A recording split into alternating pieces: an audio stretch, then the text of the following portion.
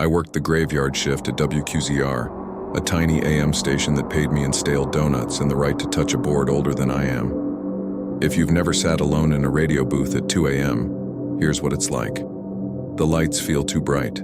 The carpet smells faintly of hot dust, and the little red on-air sign makes you responsible for a chunk of the night that no one else wants. My job was simple. Read the weather. Hit the ads. Keep the levels out of the red and the signal out of dead air because the FCC hates silence more than anything. Silence gets you fined. Silence means you're not there. The first time I heard it, I thought I'd failed at that simple job. It was 2:14 a.m. on a Tuesday in November.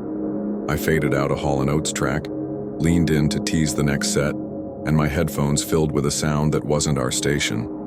Not usual static either, sharper, like dry leaves rubbed together. There was a rhythm to it, breathing maybe. I pulled the pot down. The meter still danced. Something was coming through the board that wasn't coming from me. Then I heard a whisper, threaded under the hiss like a wire inside a wall. Evan, my name, just once. Not a caller, not the engineer messing with me. A human voice close to the mic and far away at the same time. I said the first thing a radio person says when something goes wrong. WQZR? Because IDs are a reflex. You brand the weird thing, make it part of the show. The whisper didn't answer. The hiss did a soft, wet click like someone chewing. I killed the monitor and went to the rack room. All green lights, no crossfeed, no open phone line. When I came back, the headphones were quiet.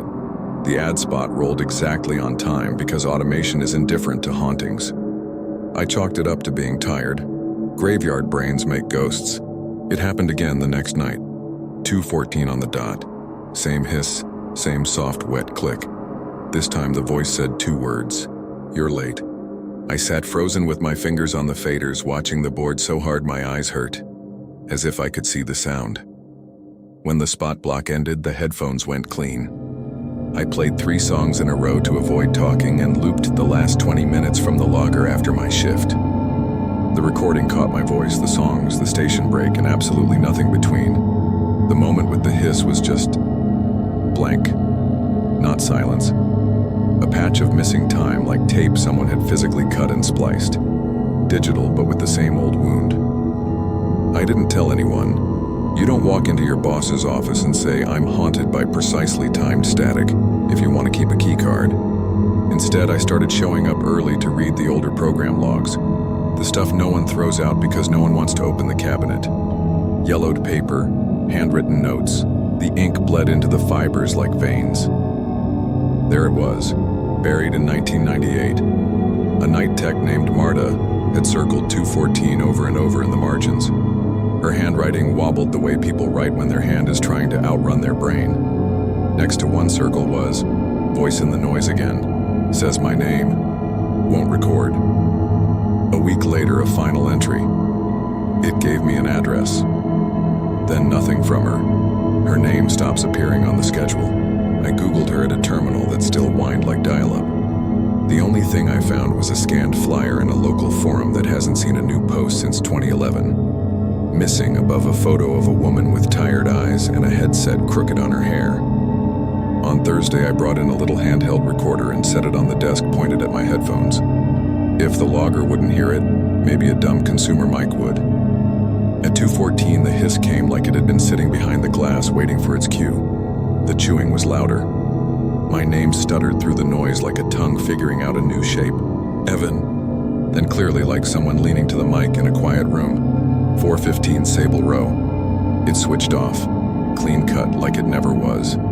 The meters dipped into a love song. I picked up the recorder with fingers that felt too big, rewound, hit play. Nothing, just my breathing. I called the number our engineer Grant keeps taped under the console for emergencies. He answered on the 3rd ring, sounding like he'd been awake for a week. If the tower isn't on fire, it can wait until morning. Is there any way we could be picking up something else? We're the something else everyone else picks up, he said. Go home, sleep, don't talk to the dead air. But I didn't go home. I typed 4:15 Sable Row into my GPS. 10 minutes, the voice said. I drove through a town that felt like it had been put away for the night. Shop windows like blank eyes. Sable Row wasn't a row of anything. It was a cracked cul-de-sac at the edge of a half-built subdivision that ran out of money before it ran out of road. The house at 415 had never been finished, just a frame and skin, sheathed in gray wrap that had peeled and flapped in strips like damp flags. Weeds shoulder high in the yard. No porch. No door hung on its hinges. There was, however, an antenna. Not a big tower, just a thin whip rising from a rusted bracket, wired into the house through a hole where the siding should be. It swayed, and the swaying made no sound, but I could hear static anyway. A distant sizzle that didn't change when the wind did.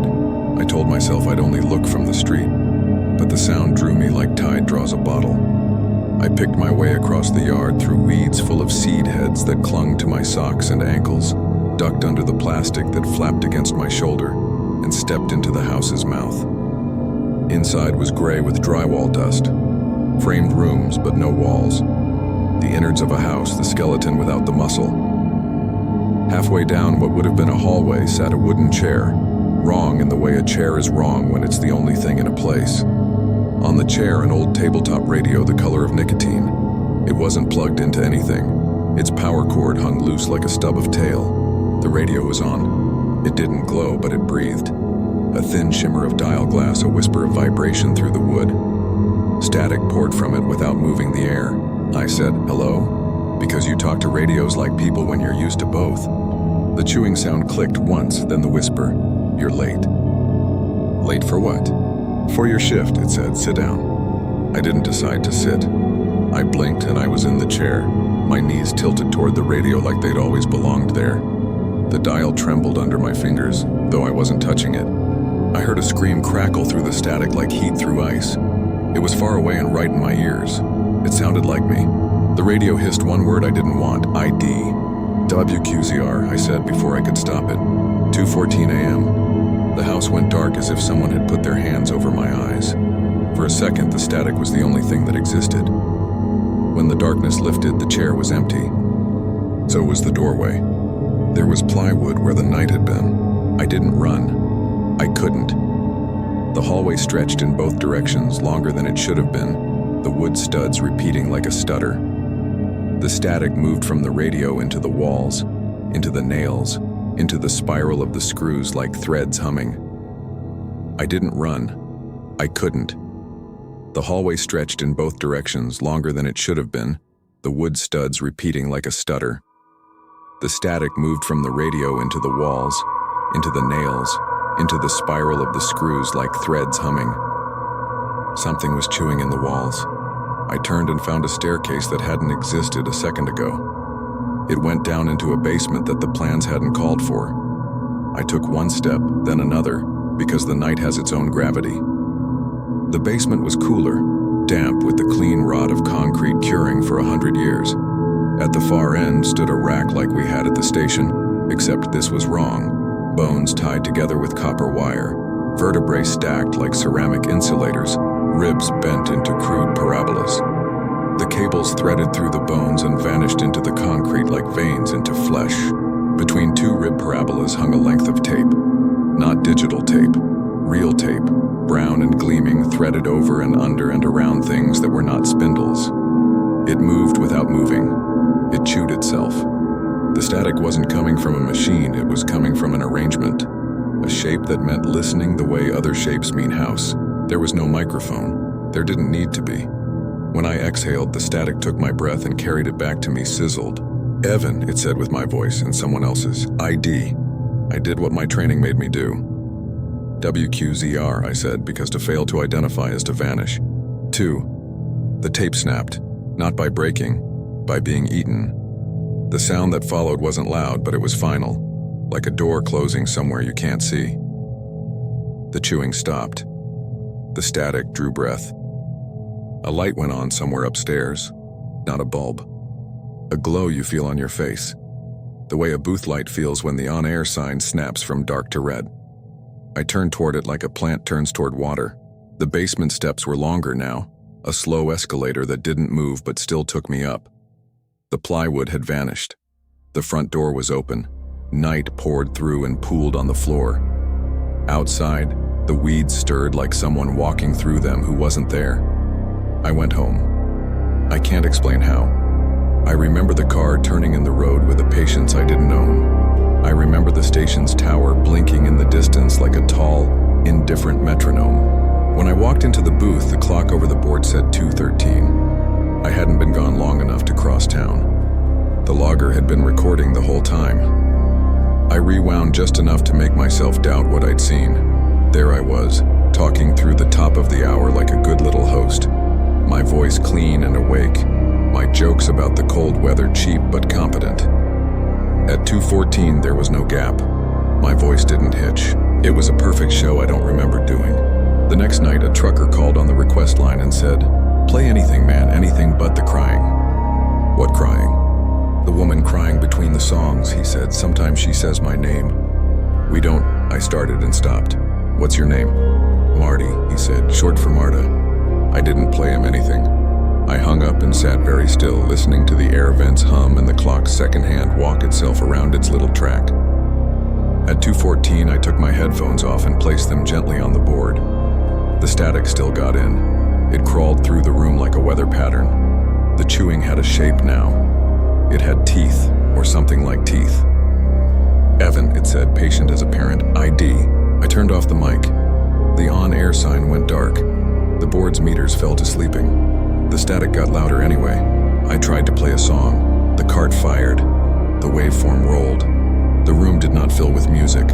The static ate what came out of the machine and gave me back a thin whisper of it, like a song going thin over a long drive into the middle of nowhere. I called Grant again. He didn't answer. His voicemail said, "Leave a message and a time." The time was all that mattered here. I said my 2:14. When I got home that morning, there was an envelope under my door with no stamp and my name written in a careful hand. Inside were 6 Polaroids, night blue photos of the interior of an unfinished house. One showed a chair with a radio. Another, a rack of bones and wire.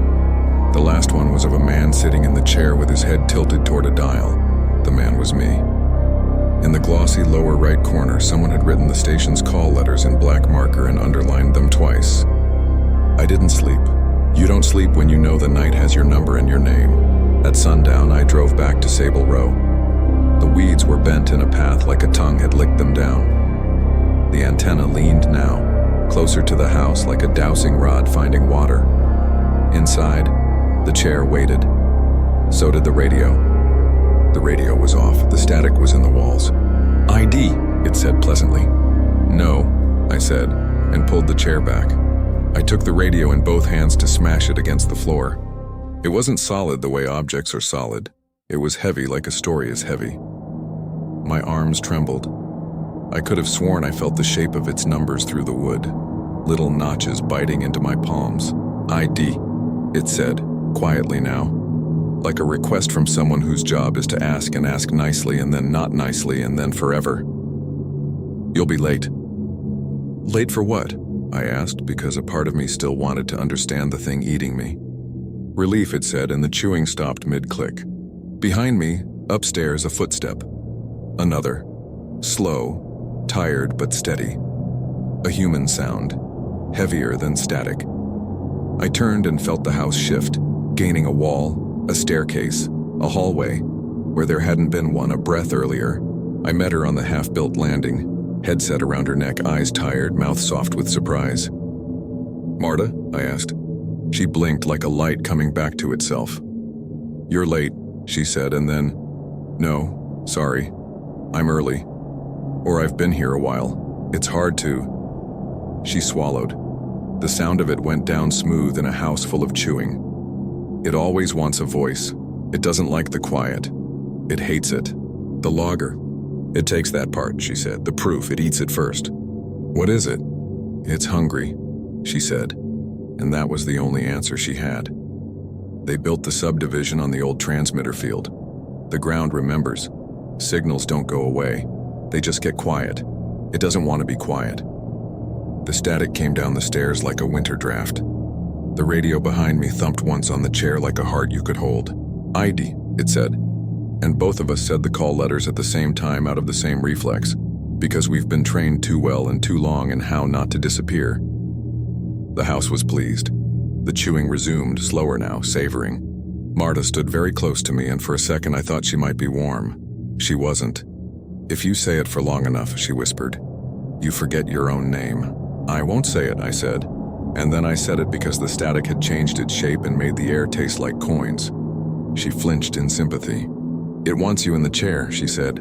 "It wants me to leave. That's how it keeps the night staffed." "Then let's go," I said. "We can't go together."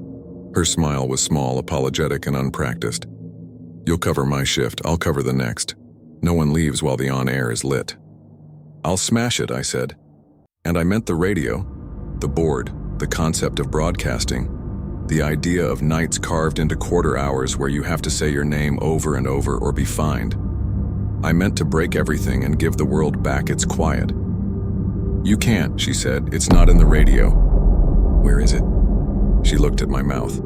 The static leaned in like a listener, close and grateful. The chewing stopped altogether. The house waited with the patience of old machines. "ID," it breathed, the syllables brushing my teeth. "I did what you would do. What most of us do. I filled the dark rather than let it be. I said the letters like a lifeline. I said the time because that's how we stake our claim in the hour. I told the world I was there so the world would not find me for not being there." The house let Marta step around me and leave. She walked through a wall that hadn't been there when we came in. Her headset's foam brushed my sleeve and left no mark. When I ran after her, the wall was complete. Drywall dust curled on the floor in a pattern that looked like her footprints if you stared hard and lied to yourself. I sat in the chair because there was nowhere else to sit, and the moment required a shape for the sound to occupy. The radio was heavy in my lap, like a pet that is also a duty. At 2:14, the static turned soft, grateful. I read the weather. I told the night my name. The logger recorded a perfect show I don't remember. Now I talk to you. Maybe you're listening on an actual radio. Maybe you've got earbuds in and the room is lit by your phone. Maybe you're watching the on AIR sign in your own head. That little red rectangle that says, "Keep speaking or you aren't real." You'll hear me and think it's a story. It is. Stories are how we keep from vanishing between the songs. But there is a moment, a precise one, when your room will fill with a sound, sharper than static, and you will taste metal. When that happens, please don't say my name. Don't say yours. Don't say the time. Turn the volume down and let the night be itself for a minute. Let the world find you. Let the dead air stand. Because if you answer, if you identify, the chewing will stop just long enough for you to feel like you're safe. It will be polite. It will ask nicely. And then it will need relief. If your clock says 2:14 and something on the edge of hearing asks you who you aren't being called by a station. You're being called by a mouth.